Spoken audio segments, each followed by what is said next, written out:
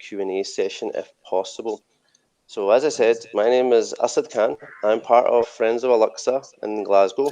There's 12 branches of Friends of Al-Aqsa in the UK, and we've been active since 1996, highlighting the plight of the Palestinians and the sanctity of Al-Aqsa Mosque in Jerusalem.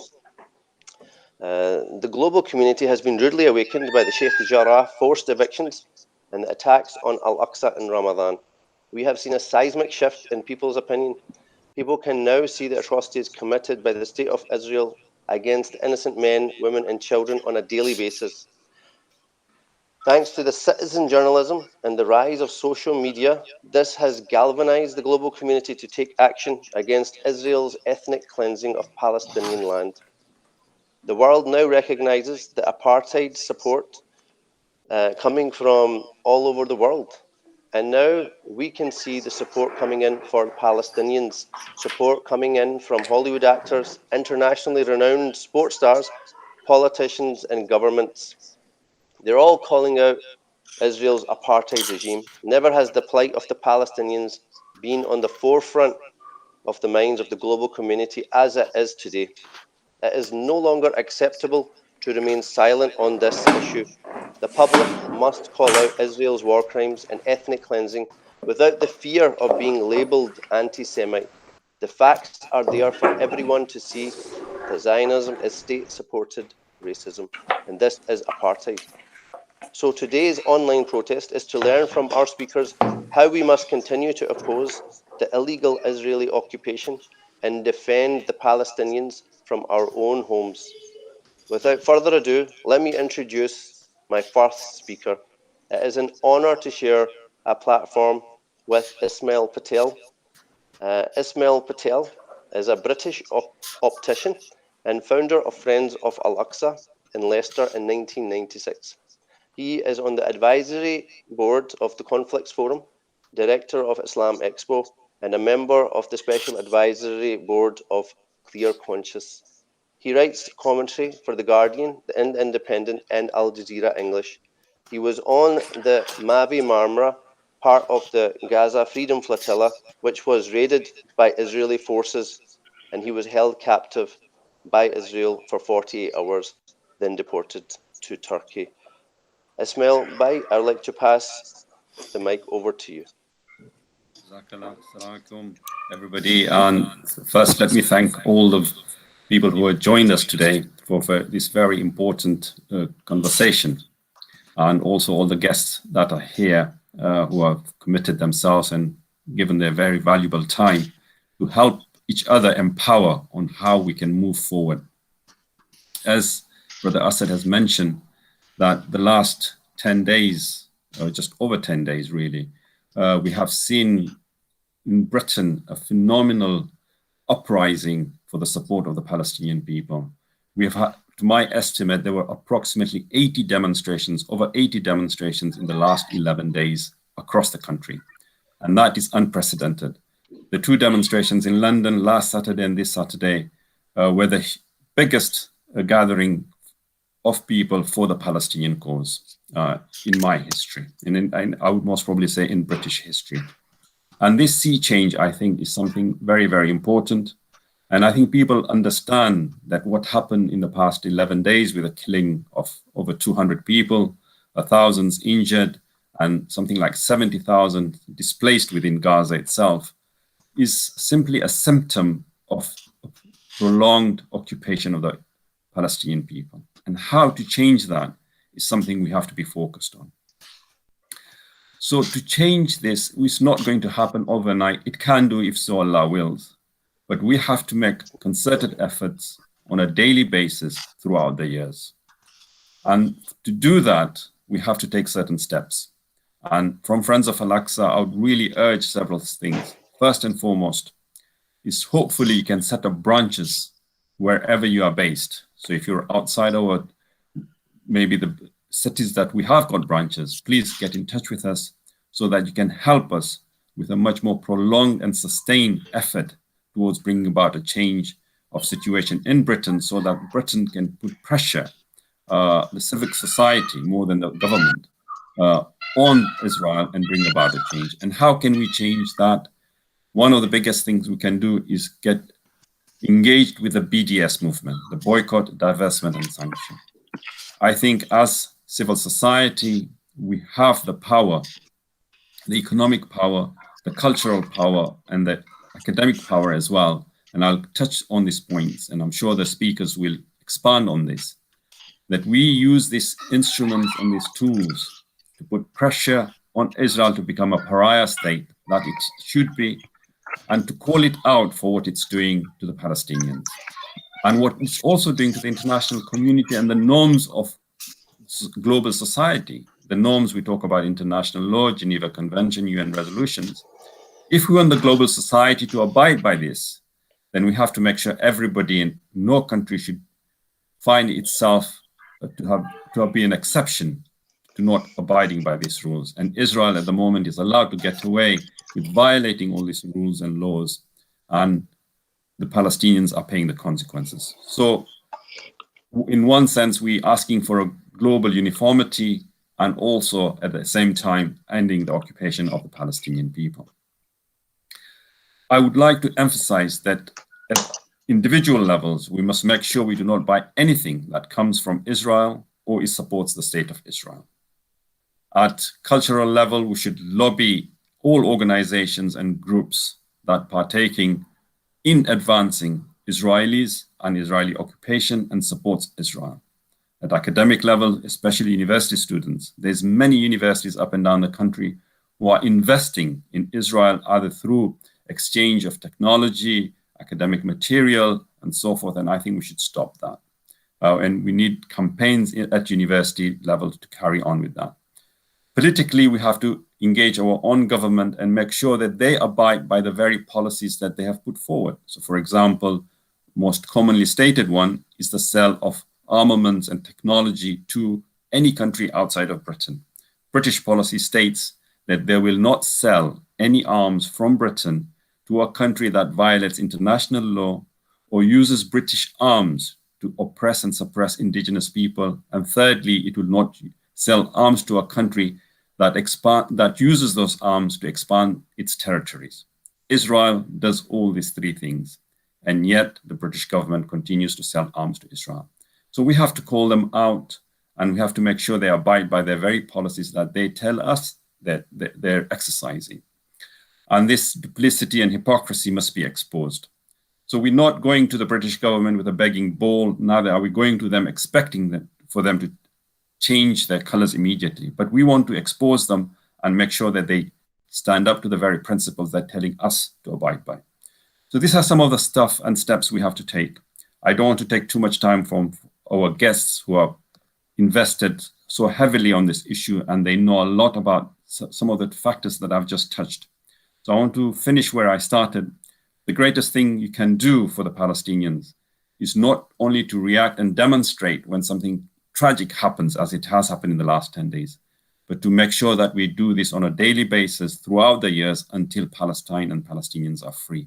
And one way of doing that is to set up branches of Friends of Al-Aqsa, and hopefully through that, we can spread the work, increase the solidarity, and make sure that the British civil society becomes so strong for the cause of Palestinians, peace and justice, that the British government will be forced to listen to us, as it was forced to listen to the movement against apartheid South Africa. That they were the last stage, the British government changed its mind. Up to the 11th hour, Nelson Mandela was called a terrorist, but they were forced because of British public's force. And that is where we have to take it. So Jazakallah khairan. I'll leave it to you, Asad, and our great speakers, inshallah. Assalamu alaikum. You muted, Asad. Unmute yourself, Asad. Unmuted now. Jazakallah khairan, Brother Ismail. Thank you for that. Our next guest is Dr. Mustafa Barghouti.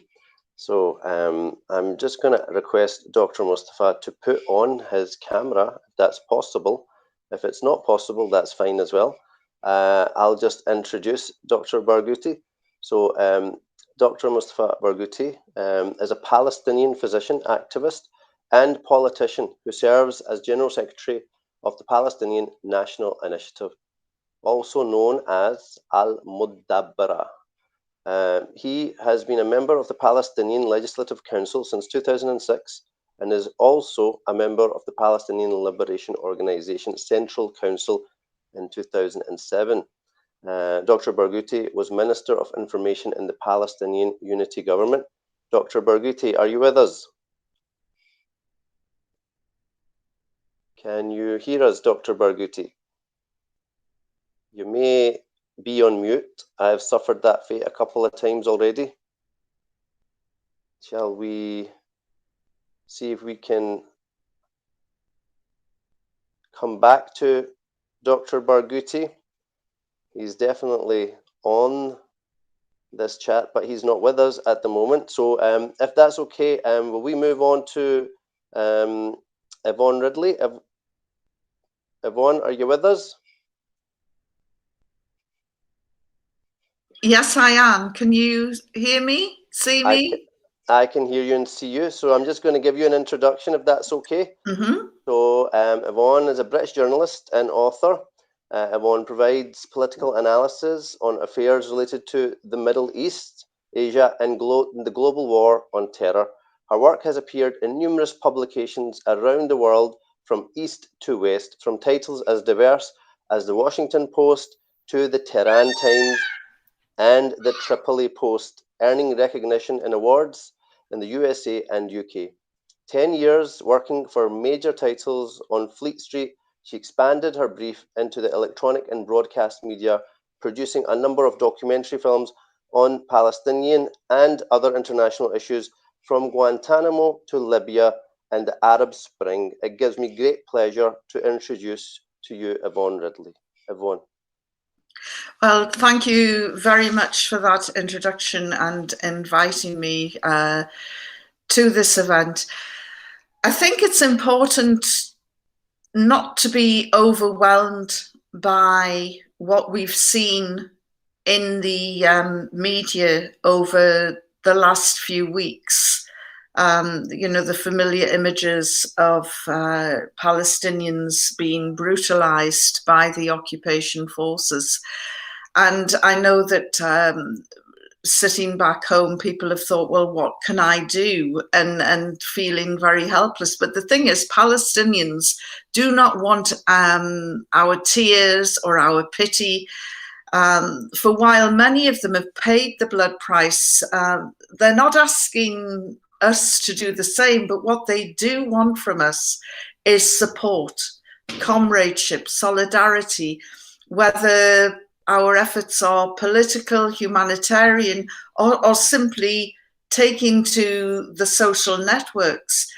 And in particular, I would say to my brothers and sisters in the Muslim community, we should see it as our duty to help our Palestinian brothers and sisters, because make no mistake about this, without their heroic resistance over the years, we would have lost Masjid Al-Aqsa, Islam's third holiest site, a long time ago. The fact that Masjid Al-Aqsa is still standing today is a testament to the sacrifice that has been paid by the Palestinian people. So as Muslims, we owe them big time.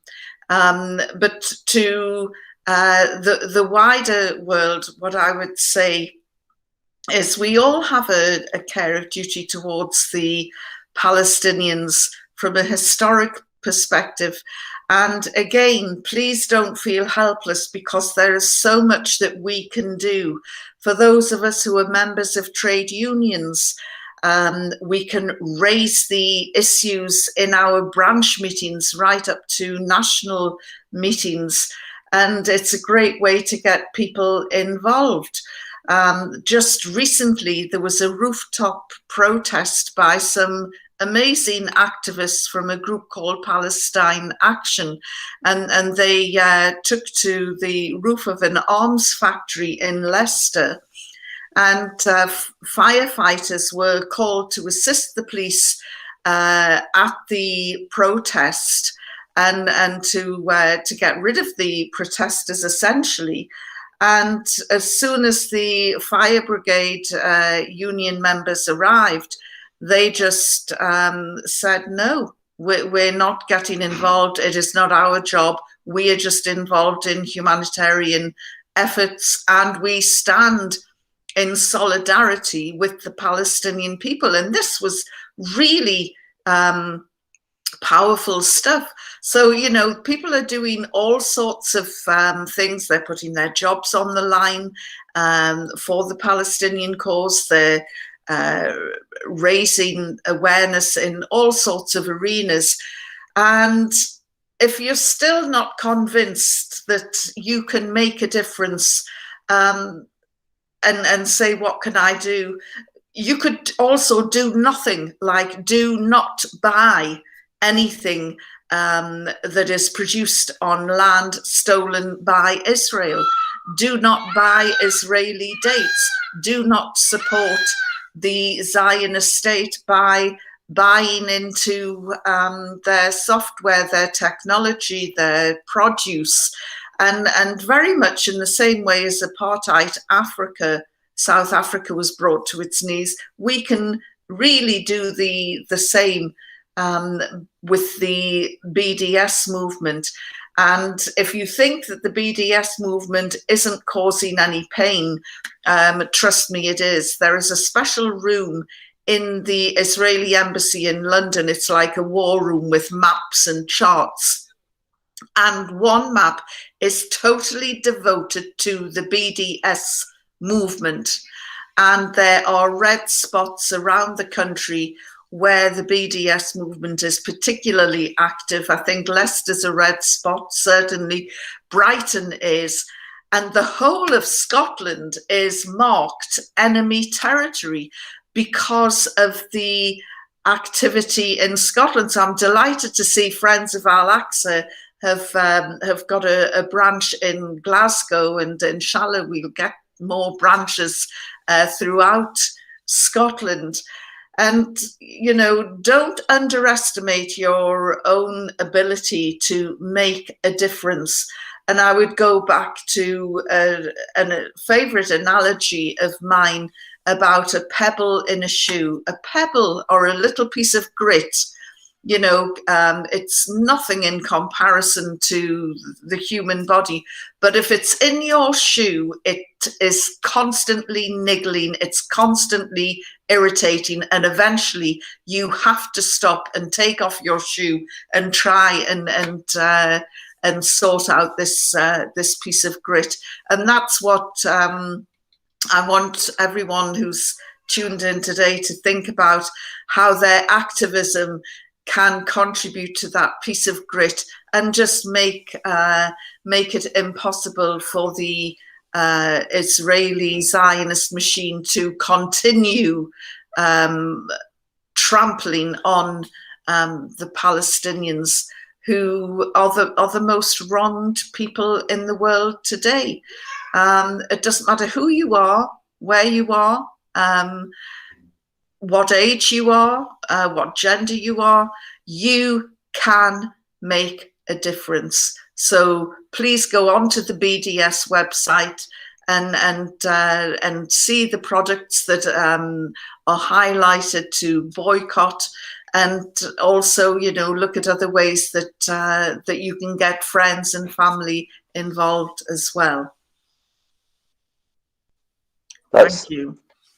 Thank you very much, Sister Yvonne Ridley. That was very enlightening, and it's good to know that Scotland, for those who don't know, I'm sitting here in Scotland, is enemy territory. I love it. I love that. And that's all down to local boycotts, work by the citizens of the country to make sure that they're not buying anything that's going to benefit the illegal Israeli occupation. Friends of Al-Aqsa have a boycott list as well. It's a little more focused.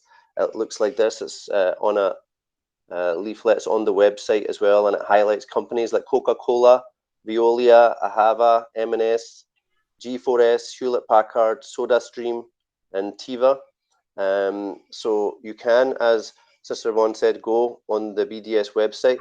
However, I like to point out to you, there's been a lot of questions coming in about the exact things that should be boycotted on the chat. Sister Zenat's working hard to try and deal with all those questions, but let me just tell everyone that's listening, one of the best ways that you can boycott Israel from the comfort of your own home is using an app called Boycott. That's Buycott.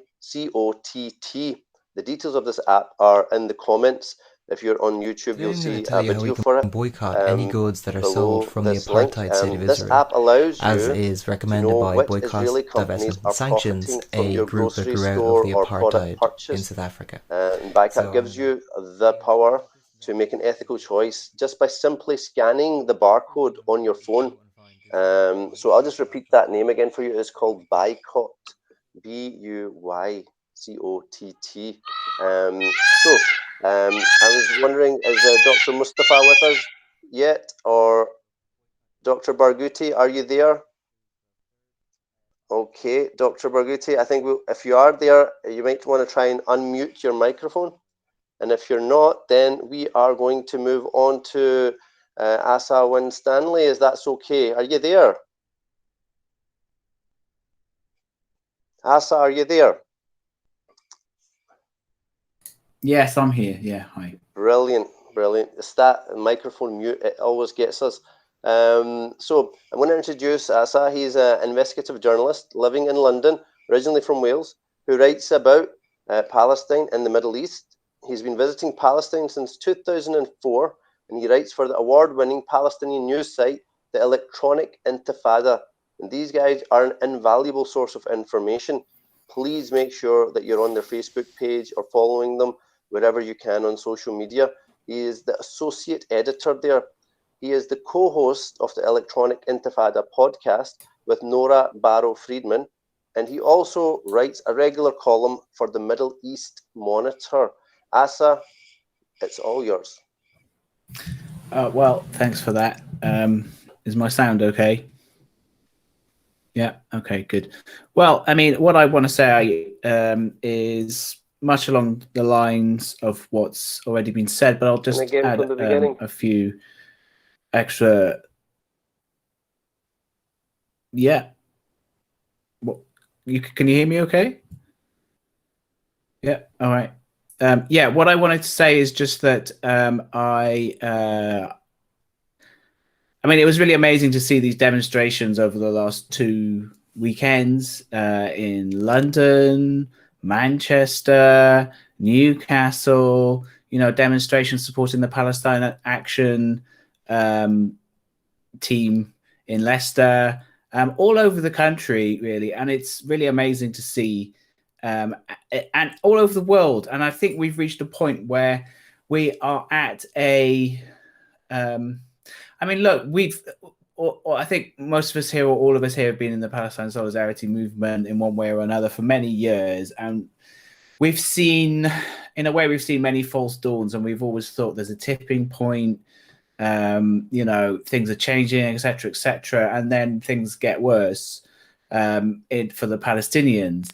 But, you know, I suppose that just really illustrates the fact that this is a long-term struggle for freedom, you know, in the same way that the struggle to end formal apartheid in South Africa was a long struggle for freedom. And there's no sort of final glorious victory, I suppose. It's about committing ourselves to this long-term struggle for freedom for the Palestinians. And it's really fitting that these record-breaking demonstrations happened in London and in Britain in general, because, of course, Britain was really, as the colonial power after the First World War in Britain, in Palestine, Britain bears a huge responsibility for the plight of the Palestinian people and the fact that Palestine is, since the late 19th century, has been colonized by a settler colonial movement, which is Zionism. The British Empire bears a massive responsibility for that, the primary responsibility. And I think what we've seen in recent years is an increasing awareness of that. We don't have in this country any kind of really education about the British Empire and the, you know, the terrible detrimental effect it had on the whole globe. But I think that is awareness of these realities of history are slowly changing. And we see with movements like Black Lives Matter, we've seen greater awareness and greater willingness in the country by the population, not by the politicians or the media, political or academic elites, but by the population, by all of us together, to face up to these realities. And Palestine is one of these central realities that is still having reverberations today. So, you know, it's really great to see so many young people getting newly involved and energized in this movement for liberation for the Palestinians. And I think, you know, for people watching this, if you're one of those people, if you're new to this movement, you know, it's great. And I have heard people sort of saying, oh, I can't remember who was saying this, but there was I was listening to a podcast, and they were saying they were at a demonstration in America, and there was a lot of same phenomenon, a lot of young people joining the movement, and they were saying, you know, oh, we think Joe Biden's going to do something, you know, to put pressure on Israel and to free the Palestinians and stuff like that. That's not going to happen. You know, that's not going to happen overnight. You know, as Ismael said at the beginning, this kind of change is not going to happen overnight because the American government and the British government are so deeply invested in Israel as a project of Euro-American colonialism and imperialism in the Middle East. And the Israel lobby has got such a great amount of influence at the high levels of political power that this kind of change is not going to happen overnight. So that's not to discourage you, but it's to be realistic and to think long term. You know, this is a movement that is going to, it is something we have to be in for the long term, and we've got to have sustained campaigns. You know, this is what really counts. And all of these different forms of resistance, of popular resistance, you could call it, like we're participating in a movement for Palestinian liberation, supporting it globally, you know, have this kind of long-term vision, you know, and think globally. What we've seen is, you know, BDS is now becoming increasingly more mainstream. This is a really, really great thing. And there's so many, I mean, as the other speakers have said already, there's so many ways you can get involved. You know, Friends of Al-Aqsa is a great group, and you've got some really good resources for people to get involved in BDS campaigns in their local areas in whatever forms those take. You can go to, as has been said, the official BDS website, the bdsmovement.net. They've got a whole campaign section on their website of different areas you can get involved in. And those, as has been said, you know, you can get involved in your trade unions, get involved in your political parties, you know, change policy, you know, any kind of institutions you're in, get involved in campaigns, spearhead campaigns, get a few friends together, you know, and try and focus them on a few companies, you know. And I think it's good that Friends of Al-Aqsa have got these targeted campaigns, you know, the Palestine Solidarity Campaign as well does, and the BDS movement.net, the you know, the Palestinian committee for BDS tries to focus these globally, so we're all sort of working together on similar campaigns of a few targets that are strategic, such as Puma, HP, G4S, and so forth. So, I mean, I think that's really what I wanted to say, is that we should act. I mean, as the old phrase goes, think globally, act locally. And I do think that is something that is important for the BDS movement, and not to be discouraged by disinformation campaigns and smear campaigns by mainstream media, by mainstream politicians. We're on the right side of history, and we'll be vindicated in the long term. So, you know, think long term, think of this as an ongoing struggle. This is something, you know, I'll just end on this. The African National Congress first declared its support and called for a boycott of apartheid South Africa in 1959. And, you know, everyone now, you know, Nelson Mandela eventually became this almost mainstream figure with Western politicians. But as was said earlier by Ismael, you know, he was regarded as a so-called terrorist up until 2008. Technically, up until 2008, he was on the US terrorist list. And he, you know, he had to receive special dispensations in the late 80s and early 90s when he was released from prison in order to visit the US. But so I mean, that tells you something. You know, at the time, boycotting South Africa was viewed by some in the West as this extremist movement or in support of terrorism and all this kind of nonsense. So we see these kind of smears now as well. So don't be discouraged by those. Think of them as a sign that you're on the right side of history, and think long term. Thanks. Thank you very much, Asa. That was fantastic. Great opportunity to learn from yourself and the other speakers. So as Asa said, we are on the right side of history. When you boycott something, do not be afraid to speak up for what you believe in, because what we believe in is true, is right, and everyone else that is on the other side will be proven in the long run to be on the wrong side of history. So one of the things Asa mentioned there was the boycott of Puma. Now, Friends of Al-Aqsa are totally behind this boycott of Puma, are a lot of solidarity campaigners. So why do we call upon the boycott of Puma? It's important to know why we're calling upon the boycott of Puma, because Puma sponsors the Israel Football Association, the IFA, which has football clubs in illegal Israeli settlements, which has land stolen from Palestinians. Now, there is a pre-written suggested letter on the Friends of Al-Aqsa website that you can send to the CEO of Puma, urging him to remove Puma as a sponsor of the Israel Football Association. This can be done in seconds on the FOA website, as all the editing has been done for you. Okay, so boycott is about using your power as an individual to withdraw your support from companies that help sustain Israel's illegal occupation. And this is something that we as a population, young to old, need to start doing. We had reports in Glasgow yesterday, of maybe some sort of demonstration that wasn't within the realms of keeping the peace. And this is not the sort of peaceful action that we need to be taking. Boycott is. So for everyone, young, old, that's looking for something to do, boycott is the first place to start. The defense of Palestine starts from your home. I'm going to ask again, is Dr. Barghouti on? I see him, he comes on and he disappears. Dr. Barghouti, are you with us?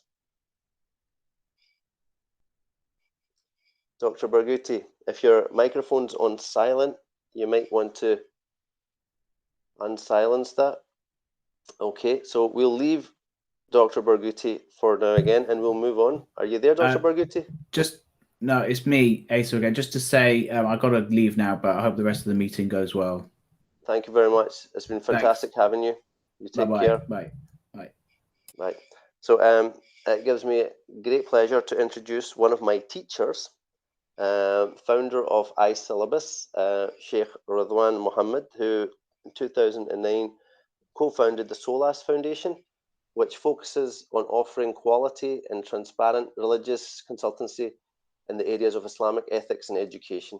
He's the author and director of the iSyllabus Islamic Studies program. He's a regular panelist on shows such as BBC One's The Big Question, BBC Radio 4's religious analysis programs, and is a contributor to Scottish newspapers and magazines.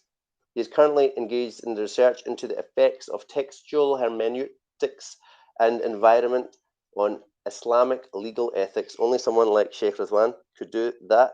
Shaykh Ruzwan, it's over to you. Bismillah ar-Rahman ar-Rahim. Assalamu alaikum wa rahmatullahi wa barakatuh. And thank you for inviting me to speak on this topic. Obviously, there's so many things you can talk about in the context of the Palestinian conflict. But I mean, I went to the Holy Lands, I think it was 2009, probably 2008. At first hand, I had an experience of exactly what was happening on both sides. I went to the occupied territories. I had meetings with Jewish religious leaders. We had meetings, in fact, with Mustafa Barghouti. And one of the interesting things is a couple of years ago, you know, on a radio program, I was asked about something that came up. It was in Ramadan, so they asked about dates and whether it's permissible to break your fast with dates. And I didn't just say yes or no. What I said is, what's the issue there? And basically said these are dates farmed on stolen land. And I said, in Islamic law, there's a couple of things you need to think about. You know, the first thing is that if there's any produce that comes from land which is stolen, that produce in and of itself is illicit. Second thing is, if you break your fast with it, you're using something that's illicit to break your fast.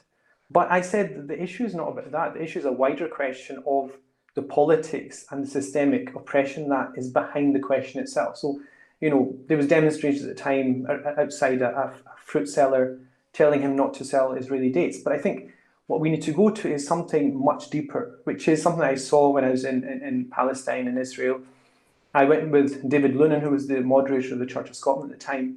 And one of the people we actually met, and there was a couple of Jewish participants in that journey as well, we went to see Mustafa Barghouti. And something that became quite clear to me was the moment that we were about to move in and walk in to meet Dr. Mustafa, the 2 or 3 Jewish individuals of the delegation actually refused to go in. And what was interesting for me was they started to shake. And so they emotionally fell apart. And I was watching this, and I didn't engage in any conversation, but what I found was that there's a very clear cognitive dissonance within the Zionist movement about their self-justification for what they're doing. And it means that we have to empower ourselves in a way that acts so that we are actually, in a sense, protecting them from their own oppression. Because the Prophet ﷺ said something very interesting for me, which is, you know, help your brother, whether they're the oppressed or the oppressor. And the companion said, we understand a bit about helping the oppressed, but how do you help the oppressor? And the Prophet said, you stop them from oppressing. And in this context, it's so important that we actually look at, you know, if I'm speaking to the Muslim community here, is look at the whole thinking behind the boycott, divestment and sanction movement, because it's very, very important that we break it down into different levels, because one area is a legal level, which is it be shared by the Jewish community. This thinking which Islamic law would bring to the table here is essentially the same thinking that I know that Jewish theologians and legal minds would come up with, because Jewish law and Islamic law are very, very similar. The idea of ownership, you know, the idea that you should return back land, produce, you know, possessions that are not your own, is something that's deeply ethical amongst the Jewish community, the Christian community, and the Muslim community. But also this idea of systemic oppression, stemming that is such an important part of being Jewish, being Muslim. And what's unfortunate in this situation is that this movement is not a Muslim movement. It's a movement which is essentially calling for transparent ethics and morality where we need to see that, where it's active.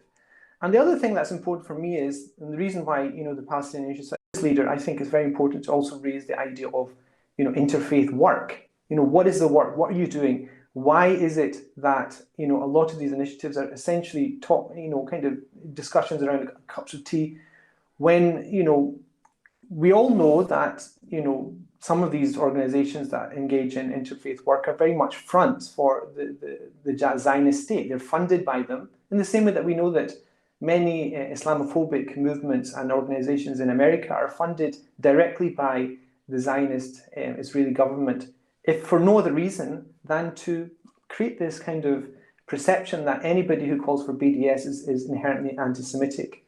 And, you know, one of the most fascinating things about this movement now is that, you know, I've not seen anybody in the Palestinian struggle who is, you know, specifically and only a Muslim or only a Christian. I've seen people who are proud practicing Jewish individuals part and parcel of this, but I've never seen in the Zionist movement anyone who is inherently ethically, morally informed by the religious tradition of Islam or Christianity partaking and actively supporting the Zionist movement. I've not seen that, which shows that anybody who's sensible, anybody who has any sense of shame, any sense of morality, any sense of humanity, naturally will veer towards the Palestinian voice and support the BDS movement. But you know, there's this whole talk, the previous speakers rightly mentioned this kind of sea change. But there was also, remember, I went to started university, I think it was 1989, and when I went there, you know, the keffiyeh, which is the kind of Palestinian scarf, I would say, you know, a lot of people, I would say a very high percentage of students used to wear that. I used to wear that. I was in an Arabic class where I think a third of the students used to wear that, and they weren't Muslims. I think there was probably myself and one other person as a Muslim in that class. But there was definitely a shift. I don't know why it happened, where the Palestinian issue became an issue where the Palestinians were the pariahs, where the Palestinians were seen as being the aggressors, the Palestinians were seen as being the people that were the fifth column. And that is specifically and precisely due to propaganda. And now that the sea is changing, we cannot lose that by allowing, you know, the Palestinian struggle to again be framed in the context of two equal sides equally killing themselves with terrorist activities. We cannot allow the actions from the Palestinian side to be, you know, presented by the media in that way. So I think, you know, I'll just finish with a very famous saying of the Prophet Muhammad ﷺ, which is the most beloved actions to God are the ones that are constant, the ones that are constant and regular, even if they're small. And the BDS movement, you know, is all about that. It's about small, you know, small change, big difference. You know, as I don't know where this phrase comes from, but that's very, very important. That small thing that we see as insignificant, especially in the age of social media, it's changed the balance of how things work. It's changed the balance of how conflicts take place. Public perception is everything. And if you've done communications, if you've looked at perception, that is what changes the way that people prioritize, you know, what they do, politicians specifically. So, inshallah, you know, definitely people need to educate themselves. And I think the BDS movement needs to, you know, this is like a call out to the BDS movement as well. They need to simplify and streamline exactly what they're doing so that, you know, the people that are listening, they need to have a very simple, straightforward way of acting upon this in a way they can integrate it. And that boycott app that you're talking about is a fantastic way of doing that, where you can integrate it into your day-to-day life, inshallah. So Jazakallah khair for inviting me. Asad, inshallah, you know, we're always here for your support, inshallah. Well, thank you very much, Shaykh Ruzwan. So as Shaykh Ruzwan mentioned, we must try and streamline the process of boycotting, okay? So we have the app, Boycott, the details of which are in the comments, and the video for it is in that section below in the YouTube video. But the main ones that we want to try and promote is Coca-Cola, Veolia, Ahava, M&S, G4S, Hewlett Packard, SodaStream, and Teva. Now, the whole purpose of boycott is manifold. First of all, it is a personal choice. When you're going to the shopping centre or you're going to a supermarket and you pick up one product instead of another product. So instead of Coca-Cola, you pick up Bars Cola. So people in Scotland know Bars Cola, made from girders.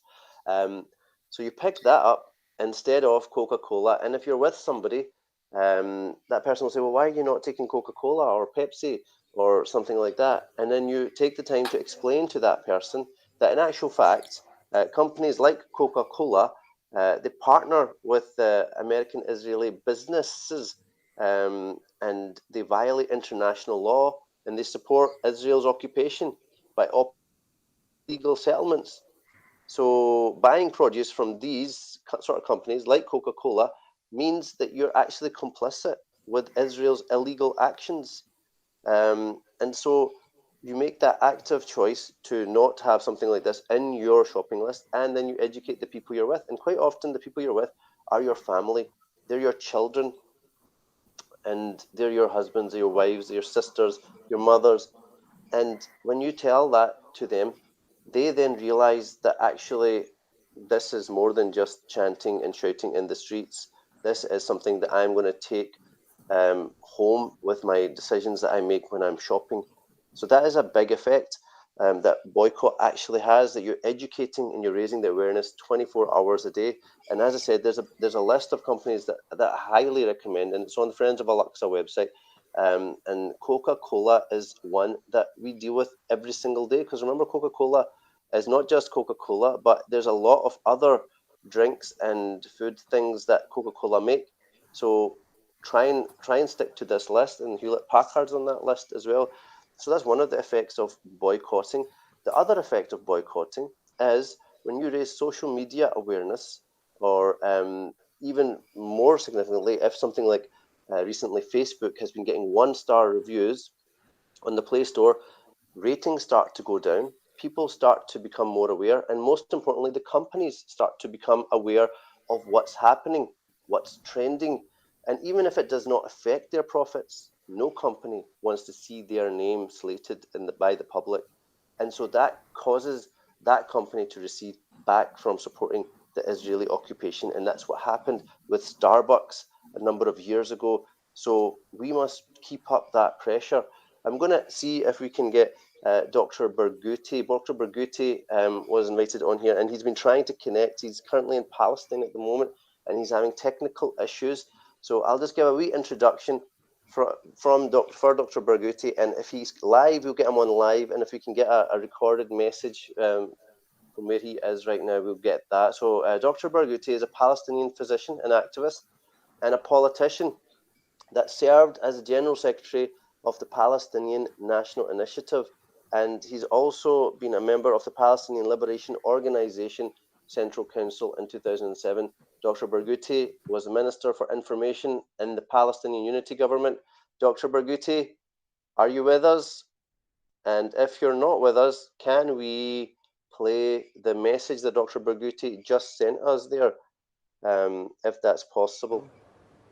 I want to say that we are absolutely grateful to all your efforts in solidarity with our people in Palestine.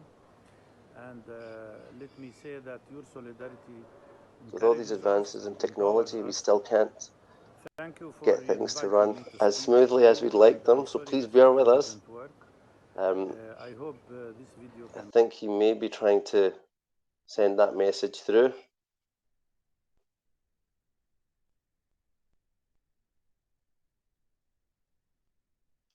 No, we don't have that. So let me try and move on to some questions. I think Dr. Ismael has joined us again. So Ismael, we have a few questions. Somebody's asked, what is the best thing for youngsters to do if they want to support the Palestinian issue? Thank you, Asad. I think that's very, very important questions for several reasons. First is, of course, as young people, they're quite emotional, and this issue is quite sensitive, which can be used against individuals who are not aware of the political nuances. So it is, while we want every youngster and every individual up and down the country either to be involved in the Palestinian issue, but we also want them to be guided, to be trained, and to be educated on the issue. So they use the right language, the right terms, and they do the right stuff. Otherwise, what happens is, as young people, they might say things out of turn, completely innocently, but those can be used by the pro-Israeli lobby against them, and it could cause them into trouble, which it shouldn't do, but it does happen. And we have to be protective of our youth while we get them engaged, so that they can exercise their rights as citizens and be able to do what every other individual is allowed to do. So for youngsters, I would really recommend you join organizations, make sure that you're working with a group of people, adults, who have been doing this job for a very long time, and make sure that you follow their guidance and carry on with your campaigning, your working and lobbying. But most importantly, first and foremost, get educated, get in contact with other people who have been working in this for a long time. We have seen in the last week, Brother Asad, where youngsters have gone into colleges, schools, and they have expressed their political views. And this has been, unfortunately, I think, been condemned by teachers. Some of the teachers have actually used Islamophobic, racist language against the students. The students have been suspended, which we have to now go and try and defend the students. But this shouldn't be the case. This shouldn't be the case. And we have to make sure that our students of people, all backgrounds, who are supporting the Palestinian cause have also the legitimate right to stand up and be able to express those political views. But to avoid any complications, I think, as your question and questioner asks, the best things they can do is to join an organization and work with people who've been working in this field for a very long time. Thank you very much for that comprehensive answer. Yes, better to err on the side of caution because we're working against a very clever opposition here. We have another question as well. Perhaps I can open this up to both Shaykh Ruzwan and Ismael Bhai, and if anybody else wants to answer as well. So there's a lot of frustration about how the media is reporting the current events, not only in Palestine, but with the support that the Palestinians are receiving all over the world. This is not being adequately covered in newspapers or online or on the mainstream news. So the question is, how can we get more journalists to write without bias, or how do we get the honest journalists more into the mainstream? Yeah, so I'll try with that one. This is a very difficult one because journalism. I mean, social media is something that's changed the game here, but state media bodies they're based upon editorial policy, and one of the things about editorial policy is it comes from above. It doesn't just come from the journalist who has this feeling. Very much, what you'll find is you'll speak to journalists, you'll create a rapport with them. You'll be able to be quite frank with them. They'll see your side of the story. In fact, they might even agree with your side of the story. But the trickle down from your conversation with the journalist to it getting to being printed or being aired on TV is a completely different thing. So I think we need to be able to train ourselves with the skill set of being journalists. I think not myself, but I'm talking about people that are interested in this. They should, we have lots of people going into medicine, and I know we have 2 medics here. We should be putting as much effort into people going into the arts, into humanities, into communication studies, so that we're able to utilize this game changer, which is social media. The social media then, like sort of the BDS movement, it then creates this kind of ripple down effect where it affects normative mainstream media outlets, which can't ignore what's happening. So, lots of media outlets have this section in their news or their current affairs programs where they look at what's trending. And what's trending is usually not what's being covered in the news. So, for example, you have this massive demonstration in London. I guarantee if you go to the BBC homepage, you will not even find that mentioned, even though it is not even newsworthy. We're talking about a seismic shift in public perceptions of one of the most important foreign affairs issues in this century, in the last century. Why is it not covered? It's because of editorial policy. So I think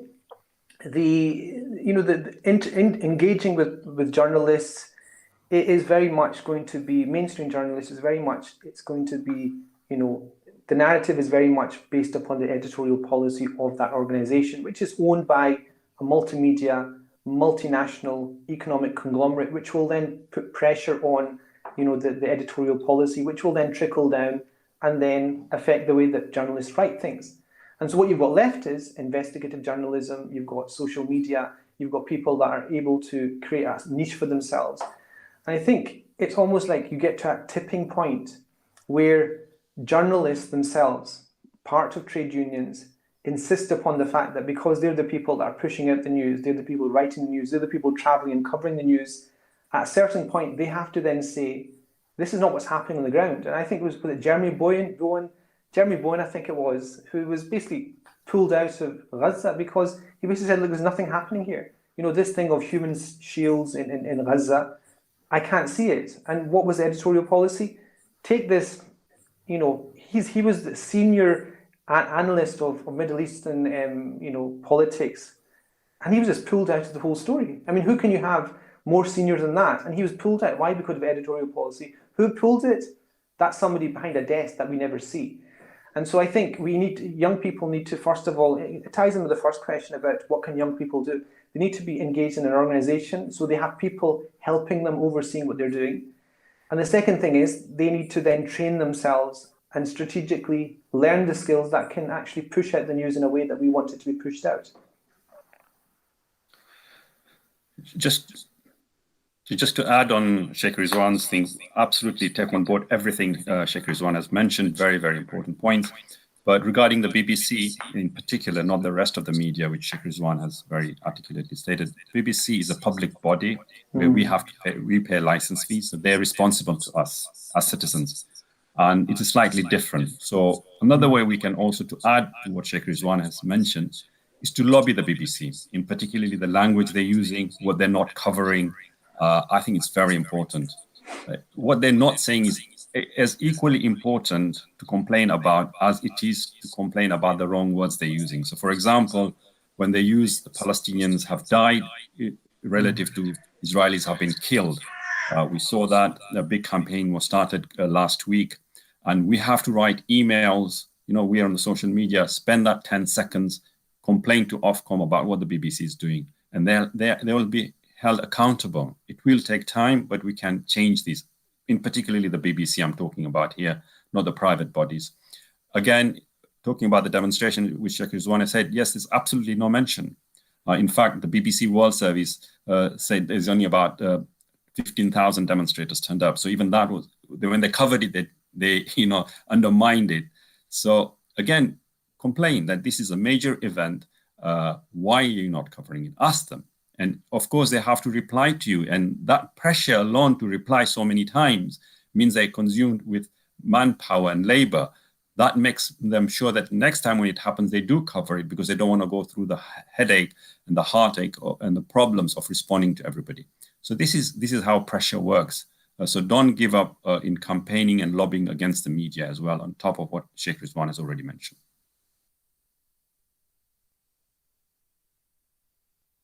Jazakallah khair. Thanks for answering that question. You both managed to cover that very nicely. We've got another question as well. It's quite an interesting one. So we've been having a debate. It's very hard to have a debate when you have 250 people debating, but we have had a 250-person debate on a social media group in Glasgow, and the debate has been about, can you boycott a country? And specifically, the country that was mentioned was Dubai and the UAE. Now, we know in the last few weeks and months, the UAE has been normalizing relationships with Israel. And as Israel has been bombarding Gaza, ambassadors of the UAE have been welcoming Israeli ambassadors. And there's talk now that maybe it's time that the public boycotted visiting Dubai. Is that something that you would have any comments on? Boycotting, whenever we boycott a country or an individual, I think you have to make sure that it's sustained and it's prolonged. And you have got consensus with your constituents who will take that forward. Otherwise, boycott does not work. It just becomes an emotional thing that people will shout about, but nobody practices. While I would say that it is highly commendable that people avoid visiting Dubai and UAE, particularly for leisure and holidays, when they can have other destinations, it has to come from organizations that will try and sustain this. Just to call for a boycott without any prior plan and a strategy undermines the whole course, and then it undermines the very project of what you're trying to achieve. And that's why Friends of Al-Aqsa's boycott list, if you see, we're very focused and targeted. At the moment, we've only got 3 products. Yeah, only a few products like Coca-Cola, which is consumed by people. And there are other companies, but we do not focus on them because we have to start one at a time. And when we successfully move on to the others, as we had done with Starbucks, when we were successful, then we moved on to other products. And this is a strategy that we must try and adopt throughout all other campaigns. So UAE needs to be called out for what it's doing. The very fact that I think one of the reasons that the worshippers were attacked, the Musallis were attacked in Masjid Al-Aqsa, is because UAE normalized the relationship with Israel, and they knew, the Israelis knew that the UAE and the Gulf states will not say anything about it. And that they played a major indirect role in that. So they're complicit. How we take that forward, I think, requires major organization to come together and then try and find a strategy of how to boycott them. But I don't think we can just call it, whereas it is effective, but it can only be effective if we're united. Jazakallah khair for that. Shaykh Ruzwan, I've got a question for you. Somebody's asked, is the plight of the Palestinians going to get more mainstream support if we highlight it as a human rights issue as opposed to a religious issue? Yeah, I mean, that's the big thing, isn't it? I just want to comment on the previous question about boycotting Dubai. I mean, the thing is, there's Saudi Arabian scholars who spoke against the boycott of Israel because those kind of decisions can only be made by a government. So, in one of these strange instances of Islamic law going completely AWOL, you have this kind of perception that people have no power until the government empowers them to do something, which is completely, it doesn't make any sense in terms of morality or Islamic law. I think the issue about generally boycotting countries, it comes back to what, Dr. Ismael was talking about, which is they have to be concerted, they have to be focused, and they have to have, the unanimity of your constituents so that there's an effect to that. And you target, the BDS movement can only work if it's targeted. And the other thing, the question about whether it gets some more support if it's seen as a religious issue as opposed as a human rights issue rather than a religious issue. I don't think there's a dichotomy here. I think the whole point, it's related to how Muslims present Islam. Islam, gave us what we have in terms of this sense of humans having dignity, as did Judaism, as is Christianity. The moment that you dilute it and you focus it and say it's a Muslim issue and it's about wresting control of Aqsa from a Zionist state, I think what you do is you kind of sideline the very people that will help you achieve and normalize a peaceful solution in the Holy Lands, and I think that's a massive mistake. I think you have to, in some way, be able to open up this movement to people that see it clearly as being a violation of people's rights to just exist in freedom. And it comes back to what Sayyidina Umar said. He arrived in, I think it was Egypt or was it Sham, and he saw people, as basically in the fiefdom of the Holy Roman Empire, basically slaves. And he said, since when have you been slaves when your mothers, gave birth to you as free men and women? And I think if you look at Palestine and you visit the occupied territories and you see how people are treated, you don't have to be a Muslim to understand that that is morally, ethically inadmissible. It is outside the kind of the scales of what is acceptable in a civilized world society.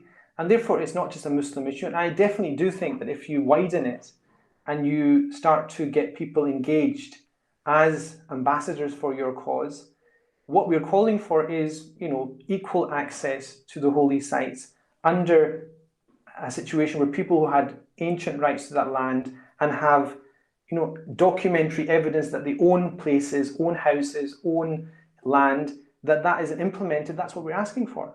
So, the Palestinians that have the keys in their hands to properties that they've been, evicted from, those people need to be able to use those keys to get back into their properties. And that's a moral issue. It's an issue of international law. And I think the mistake that could be made is that if you make it into purely a religious issue, you're playing into the hands of the people that say, well, this is Armageddon waiting to happen. And if you look at the evangelical right in America, that's exactly why they support the Zionist movements. It's because they say, look, we want to kick off Armageddon, and the best way to do that is to have Muslims ranting on about, Islam and jihad. And we'll have the Christians talking about the coming of the Messiah, and you'll have the Jews talking about the rebuilding of the temple. And guess what? We've got this war, and we've got this Armageddon. We've got just, just what we want. We want the Messiah to come. And I think it's very, very important Muslims don't fall into that and think, oh, we need the Mahdi to come, or we need, Isa alayhi salatu to come, and this is just speed it up. This is exactly what, this is the reason why Israel exists, is because America supports them on the back of the fact that there's a very vocal and focused lobby in America that wants that to happen. And I think if we do that, we fall into the trap of perpetuating and elongating this whole suffering of the Palestinian people. And essentially what we do in that is a disservice to Quds. We essentially, it's almost like, Sun Tzu wrote his famous book, Art of War. You're going against every single thing that can give you victory. And I think part of it is not just a religious issue, it's part of the strategic issue that you have to think about what you're doing in this context. Jazakallah khair. I just wanted to say that it looks like we've got over 317 people joining us today. There is a few other questions, but I'm going to try again, and we're going to see if we can get Dr. Barghouti on this time. Yasser, doing IT. Can we get something from Dr. Barghouti at the moment, please? And if he doesn't come on, then I'm going to ask you this final question, which is actually quite linked to what you were just saying there, Shaykh. And maybe Ismael Bay can come in on this question as well. Okay, there might be a slight delay with Dr. Barghouti's video, but if it doesn't come on, I'll just go through this question right now. So somebody has asked, let me get this wording right. Somebody has asked, according to Islamic understanding, will Palestine ever be free? And did the Prophet Muhammad, peace be upon him, ever mention this? So I think you just touched a little bit upon this, didn't you, Shaykh Ruzwan? And almost you kind of said we shouldn't really be dwelling on this too much, but maybe you can clarify.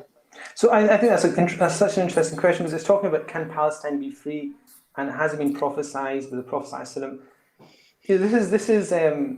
This is a complicated one, because why? Because you're talking about politics, you're talking about nation states, which didn't exist until the last century. You're talking about provinces, which, Sayyidina Umar radiallahu anhu was the first to break down Sham, Greater Sham, into probably 4 major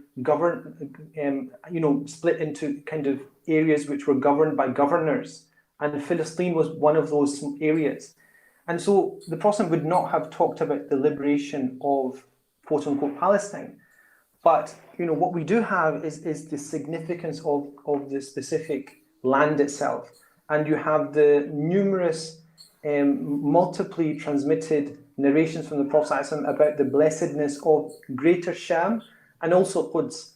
And you have people, throughout our history going and remaining to visit and to do ziyarah of Al-Quds. As we know very famously, the Prophet encouraged people to give charity to Al-Quds, to lighten up the mosque and to give it oil to facilitate. The companions, when they first arrived in Hebron, they built a waqf in honor of Sayyidina Ibrahim alayhi salatu wasalam. So there was always this connection, but there's never this thing of liberation. Liberation, again, is a modern word, which is a politically loaded term. What we are driven by is this sense of justice, this sense of compassion and mercy for the people that inhabit lands, but also with the indignation of people being forced out their lands, being dispossessed from what is their possession.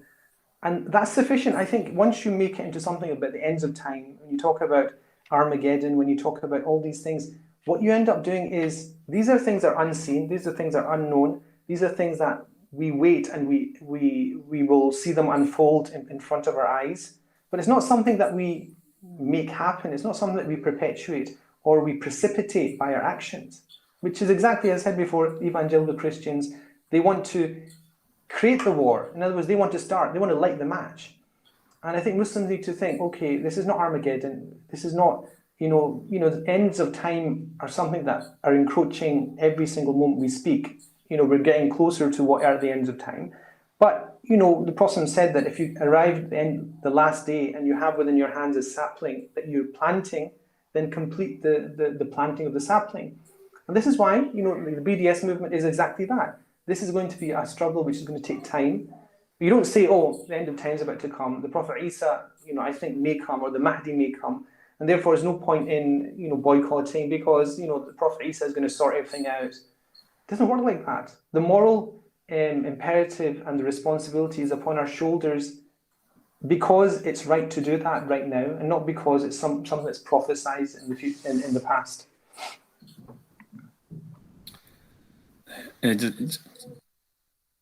Ismael bhai? Yeah, just to expand on what Shaykh Ruzwan is saying is, I think I'll paraphrase a hadith where the Prophet ﷺ mentions that if you are planting a seed in the ground and you're informed that the day of Qiyamah is here, don't stop planting that seed, carry on doing it, because that is your duty. So, you know, it encompasses everything Shaykh Ridwan was mentioning, that our responsibility and duty is carrying on with whatever possibilities and means we have and try and bring about justice. So that is very, very important. So the idea whether Jerusalem will be liberated in our hands or other people's hands is irrelevant, because we have to do whatever we can in our means. Inshallah, it will be liberated as it was liberated by Salahuddin Ayyubi rahmatullah alayh. And hopefully we'll have somebody similar or that stature to be able to do it for us, wherein same as Salahuddin did when he liberated it, people of all faiths and no faiths were then able to live together in unity. So I think that's very, very important. And I think that is what we should try and focus on. What can we do as individuals? And here I repeat this, and I say this at many events, that remember that Allah subhanahu wa ta'ala will only ask you of what you did as an individual and what you are capable of doing. You can never look to other countries, other individuals, or think of the future will be solved by some things, but what you did. And this is how Muslims should behave in all their activities, in daily activities as well as their personal lives, that you will be questioned on your own behavior and your deeds. So let's make them very, very sincere first and clear and in accordance to our Prophet ﷺ's teaching. And one of those is, of course, to fight for justice and to speak up for justice. And that is something we have to really do. Regarding this idea about human rights issue or whether it's a faith issue, I think here we get trapped into Eurocentric discourse, where the Europeans think religion is something different from what a human being should have or is. From an Islamic perspective, from a Muslim-centric critique, I would say that you become a human when you have faith. And that is something I'm slightly diverging, but it's very important for us to differentiate that when they talk about faith, they talk about religion, they're talking about Christianity. They're talking about how Christianity was perceived and viewed in the West, and they impose that on Islam. Whereas we, to become perfect human beings, are because we have faith, because it guides us to be a good person in this life and to our neighbors and to a wider community and to the nature itself. And that makes us a perfect human being, and therefore that gives us the human rights. Despite that, having mentioned that, so bear that in mind, because we have to now engage with people who do not understand that concept, we have to take this issue and make them understand that because you're a human being and because you believe in certain centralities and aspects of Fadail al-Quds, how it is so central to us, we believe in the issue of Palestine, both being concurrent as a human rights issue and as our faith.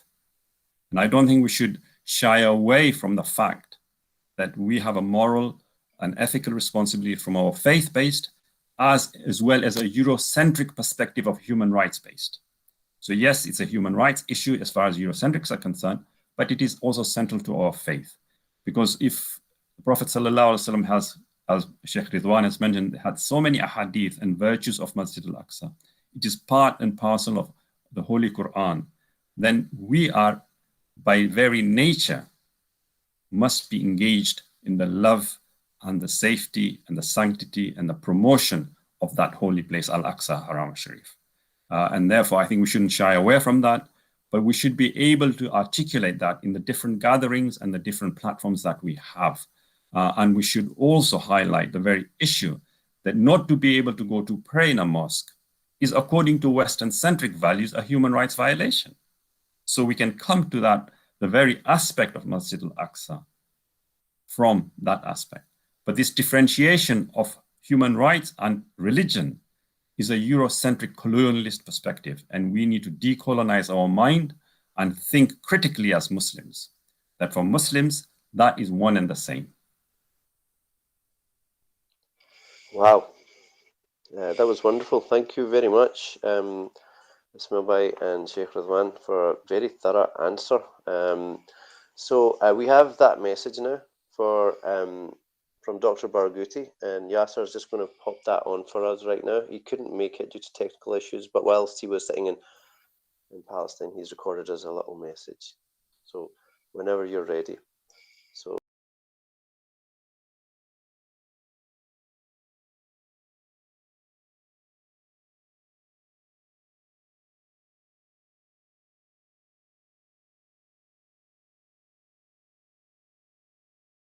For inviting me to speak to you, and I'm sorry the system didn't work. I hope this video can get to you. I want to say that we are absolutely grateful to all your efforts in solidarity with our people in Palestine. And let me say that your solidarity encourages us and empowers us to continue our struggle for freedom, to end the occupation and to end the system of racial discrimination and apartheid against the Palestinian people. Today we are witnessing a historical moment. There is a turning point. Palestine is in a unified, popular uprising. Our people in Gaza are steadfast regardless of all the bombardment that happened there. And we are absolutely hopeful about the future. I want to thank you also for addressing the issue of boycott, divestment, sanctions, BDS. We do believe that BDS is the most powerful way of showing solidarity with Palestine, mainly because it is a method that can translate and transform solidarity into material effect. And that's exactly what Israel is afraid about. Boycott can cause Israel a lot of losses. And we all know that occupation will not end till Israel feels that the cost of occupation is much higher than the benefits. So BDS is a fantastic form of solidarity with Palestinians, but also it's a fantastic... they should all be boycott because this is one form of pressuring them to stop cooperation with Israel. And this has worked with many other companies before. So with this short video, I want to tell you that we are so appreciative of what you do. We encourage you to continue that, and let's work together to enlarge and expand the BDS movement all over the world. It's a powerful movement. It is a movement that is expanding. It is attracting youth everywhere, and it is very effective. And let me tell you that we as Palestinians who struggle now in every possible way, we will never give up. We will never accept to be slaves of occupation or slaves of apartheid. And we will never give up, and we will continue our struggle till we get to our freedom. To get to the place where we will be treated equally as everybody else. Your solidarity and your support encourages us and helps us and empowers us to continue this struggle till we get to that point where Palestine will be declared as a free country, where we can say, finally, Palestine is free. Thank you.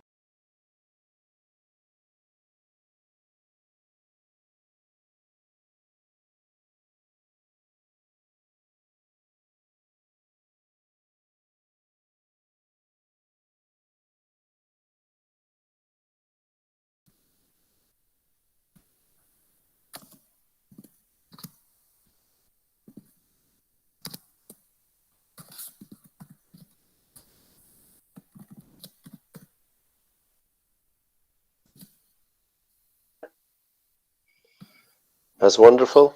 That's wonderful, Jazakallah khair. So Dr. Ismael Patel needs to leave us right now, and it's been wonderful having you on. It's been great having all the speakers on talking about these important matters and how we can take action for Palestine, taking the next step after the protest. So that's what this event has been all about, and inshallah you've all benefited from that. So just to summarize, the most important things are to learn to boycott in your own homes using either the Boycott app, links to which are at on the YouTube channel, picking a set amount of things that you wish to boycott, like Coca-Cola and Hewlett-Packard are the main ones that Friends of Al-Aqsa, Hewlett-Packard and Puma are the main ones that Friends of Al-Aqsa are wanting everyone to support. Don't do one-off random boycotts because they're not as effective as the focused boycott. Focused boycott brings the issues to light, not just in the public domain within your family, but also to the companies that you are boycotting. For the younger members that want to get involved in this issue, please don't go off on yourself, on your own back, and do things because you can end up in trouble. Please take advice from people that have been involved in this struggle for a long time. I myself have been to Palestine 10 times, 4 dental aid missions, 3 trips during Ramadan, and a few other trips out with that. So you get to learn to speak a particular way, a particular language that is accepted in that state and over here as well. So nothing else really for us to say. I hope all your questions have been answered. Thank you for joining us. We've had over 370 people here today. Please take action for Palestine. Remember, the freedom for the Palestinians begins in your own homes, and please make that effort now. Jazakallah khair.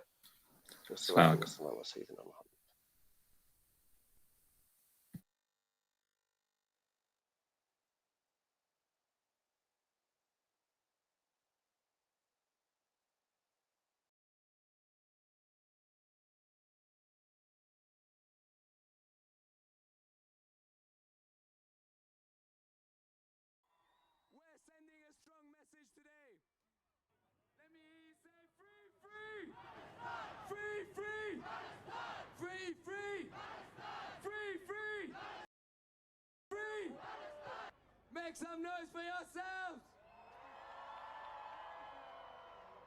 In our thousands, in our millions! In our thousands, in our millions! In our thousands, in our millions! In our thousands, in our millions! In our thousands, in our millions! Israel! Shame on you! Israel! Shame on you! Israel! Shame on you! Israel! Shame on you! Israel! Shame on you! Netanyahu! Netanyahu! Shame on you! Netanyahu! Shame on you! Israel! Shame on you! Israel! Shame on you! Free, free! Palestine! Free, free! Palestine! Free, free! Palestine! Free, free! Palestine! From the river to the sea! Palestine will be free! From the river to the sea! Palestine will be free! No justice! No justice! No justice! No justice! Free, free! Palestine! Free, free! Palestine! Free, free! Long live Palestine! Long live Palestine! Long live Palestine! Long live